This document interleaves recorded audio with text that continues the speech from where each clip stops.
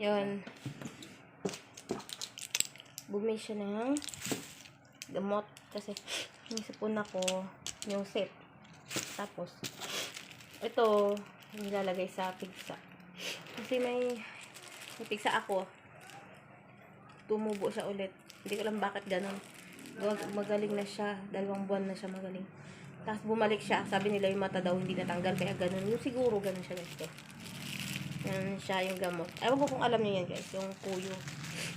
Kuyo tawag dito, diba? Yan o. Yan siya. Kasi ang pigsa. Pakita ba? Pinakita yung pigsa. Yes eh. Hindi makita.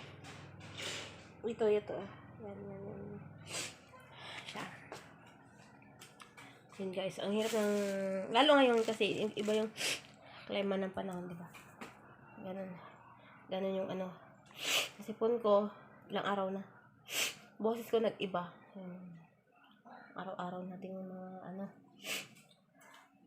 Mainit yung ano, klima niya. Tapos ito, yung sa Premiere ko, yung sa laptop, naka-play dyan sa Premiere. Tapos, ba yung kinukwento? Kasi sabi ko lang sa inyo yung araw-araw na mga ginagawa namin dito. Tatapos ko lang maglaba. Yan. Binet ko yung washing. Washing yan. Yan. Tapos, ang aming binabantayan. Pakita ko. Tulog. Yan yung binabantayan namin ng nanay ko, yung auntie ko. Kasi, medyo nag-iba na yung kanyang daily routine. Hindi na siya kagaya na dati na okay lang ba? Yung ibig sabihin, normal lang ba na pang araw-araw yung syempre, pag matanda ka, diba, normal lang yung matutulog, kain. Hindi nga kasi nag-iba. Pero mga 1 month na nakalipas, nag-iba na yung ugali niya, yung routine niya, yung ihi siya ng ihi, wala pang ilang minuto, ihi na naman. Dudo, may ihi, ganun. Tapos, may time na ayaw niya matulog, gusto nilang lakad-lakad, kumain, ganun. Yung nag-iba na siya, kaya, as in, hindi pwedeng isa lang yung nakatutok sa kanya kasi mainipin siya. Pag hindi mo siya sinunod, naiirita siya. Sumisigaw siya, ganyan siya, ganyan. Kaya kailangan, yun nga, talaga as in parang, kailangan talagang pasensya, ganun. Syempre mag-anak namin siya, ate siya ng nanay ko, tita ko siya. Ganun. Kaya, as in, doon yung, pero may time guys na yung parang, syempre tayo naman yung pag-ulit-ulit ba, diba? Parang nakapapagod ko ulit mo. Wala pang ilang minuto. Suot na short, baba, suot na. Nakakapagod din yung ganun. Pero yung sinishare ko lang sa inyo, pag ganyan, pag mayroon kayong mga kamag-anak or, kasi ito naman karaniwan talaga, siyempre sa mga caregiver, danas nila yan. Pero pag ikaw is, hindi ka naman nag-aaral ng caregiver, ako naman, at least paano sa akin, kasi mayroon naman akong, kasi siyempre nag-aral ako ng practical nursing, kahit pa paano, nadaanan naman namin yung mga ganung pinag-aralan namin na may mga pag elderly na talaga, may chance na pag alaga kang ganun, magkakaroon sila ng mga sakit ng mga assignment, ganyan. Hindi talaga maiwasan na makakasumpong ka na ganun, lalo sa mag-anak mo kung mayroon man. At yun nga, yung talagang malawak na pangunawa yung gagawin mo, kasi pag hindi, wala, ma-stress ka lang sa kanya. Pero kasi sabi ko nga, may time kasi na siyempre tao lang naman tayo, diba? May time na napapagod ka, na parang naman tayo uto-uto ulit-ulit ganun ginagawa. Pero yun nga, hindi nila makontrol kung ano yung ginagawa nila, hindi nila alam na ganun pala ginawa nila, nakakalimutan nila yon. Kasi siyempre kami yung kasama sa araw-araw. Dati hindi ko na-experience kasi kahit graduate ako ng practical nursing, hindi naman ako nagtrabaho as a caregiver or as a private yung assistant nursing. hindi ako nagtrabaho ng ganun. Kaya, ngayon ko siya na-experience na ganun pala siya kahirap. Hindi siya madali. Kasi hindi siya madali. Kaya, kailangan mo pang unawa. As in, talaga ganun. Tapos, samahan ng prayers para maging okay ang lahat. Yeah, guys, natapos na yung ginagawa nating pagsampay. At nagligalig na yung ating alaga. Nagising na siya. At yun na. Start na naman siya na yung frequent, yung pag-iihi niya, guys. Tapos, konti lang, ewan ba, wala naman siya sakit sa ihi. Balik-balik siya sa CR, yung wala pa siyang 2 minutes, wala pang 1 minute. Balik din naman siya. Tapos, kailangan niya kasi, pag umihi siya, tataas mo yung short, baba. Ganun ang ganun. Diba, kung sa inyo rin siguro, mahihilo din kita. Pag ganun yung sitwasyon. Ganun ang ganun. Kaya kanina, hindi pa ako tapos magsampay, tawag naman siya, ihi. Kasi yung nanay ko, luluto siya. Kasi, nga kaming dalawa. Ganun, salita ko. Sabi ko, hintayin mo, may ginagawa. Ayaw niya. Dalian mo, sabi. Tapos may amaya, hinubad na ulit. Marunong naman siya maghubad na ano sa kanya pagsuot. Iwan ko doon. Ganun, kaya, kasi mga agaya ko, pero syempre yung iba, alam ko man sanay na sila mag-deal, makipag sa ganun kasi syempre sila, yun talaga trabaho ng mga wala lang mga OFW, yung trabaho nila yung mag-alaga ng matanda, sanay na sila. Pero sa amin kasi first time namin na ganun, kaya nag-adjust. So yun talaga hirap adjust yung syempre dati ganun. Okay naman. Yung dating okay naman, niya, tapos biglang, after kasi syempre ako kasama nila lagi dati. So, after 1 month, biglang nag-change yung niya. Bago ka, kasi hindi siya ganun dati. Tapos biglang, naging ganun, laging makalimutin, tapos, maligali, diba?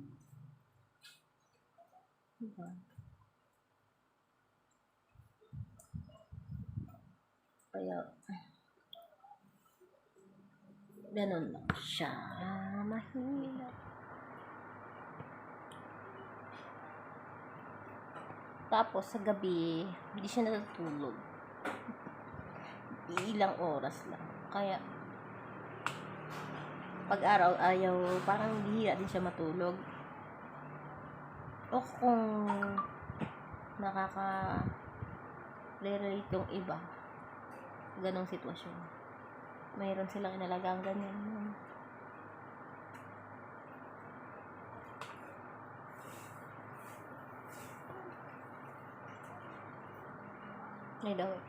Thank you nga pala dun sa lahat po ng mga ka-teammates, mga group hanggang ngayon nandyan pa rin. Maraming salamat sa inyong lahat, syempre sa akin mga ka-teammates, sa mga mukbangers, thank you po sa lahat, patuloy na support.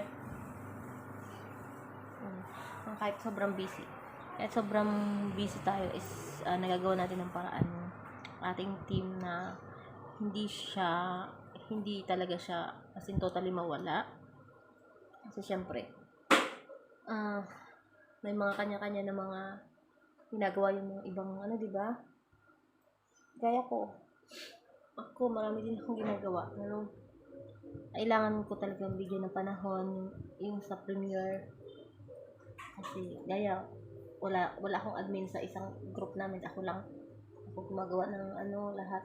Kaya ang hirap pero as in thankful ako kasi 2 years na akong sa ganito, sa ng YouTube, sa premiere, diba? As in tumagal tayo ng 2 years na nandyan pa rin yung mga kasama natin, yung mga kasama sa mga sa premiere, diba? Thankful tayo doon. But at least sabihin, may tiwala sa'yo yung mga ibang group, ganyan, diba? Hindi naman tayo tatagal kung sabihin kung walang tiwala sa inyo, diba? Ganun yun. Kahit naman sa mga member natin, hindi tatagal yung isang group nyo kung hindi kayo, hindi magiging group kung walang member. Hindi magiging member kung walang leader or group. Diba? Madi-demolish yan. Once na ang isa dyan, walang member, walang leader, kung puro member lang, o ano mangyayari kung walang leader, ganun. Kaya thankful pa rin ako guys sa lahat. Lahat ng mga member ko na nandyan. Hindi naman kami ganun kadami, pero still thankful ako. Kasi nandyan sila. Maraming salamat sa lahat po.